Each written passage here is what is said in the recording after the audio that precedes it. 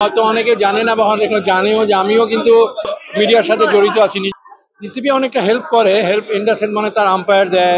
আমরাও চাচ্ছি প্রপার ওয়েতে সেলিব্রিটি ক্রিকেট লিগটা করতে, বা সেলিব্রিটি ক্রিকেট লিগ হওয়ার কথা, ওইখানেও বাংলাদেশ টিম রিপ্রেজেন্ট করবে।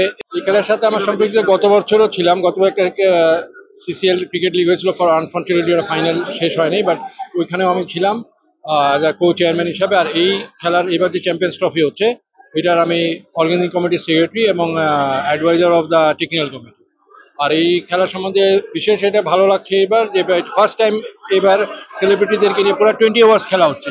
এর আগের বার কিন্তু কোনো সময় 20 ওভার্স খেলা হয়নি, 6 সাইড খেলা হয়েছে, ইনডোরে খেলা হয়েছে, এটা ওপেন মাঠে খেলা হচ্ছে, ডে নাইট খেলা হবে, এবং মেন ক্রিকেট বল নিয়ে পুরো আইসিসি রুলস অনুযায়ী মেয়েরাও ইনভলভ আছে। এটা এই জন্য এটা ভালো লাগছে।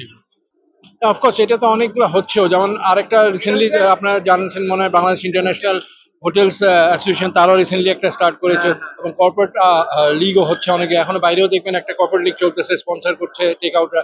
তো এর প্রত্যেক অফিসে বা কর্পোরেট লিগ এই সিস্টেমে হয়। কিন্তু বিসিবি অনেকটা হেল্প করে, হেল্প ইন দ্য সেন্স মানে তার আম্পায়ার দেয়, মাঝে মাঝে গ্রাউন্ডস কোনো হেল্প করে, বা কোনো সময় এবার ফর সাম রিজন হয়নি।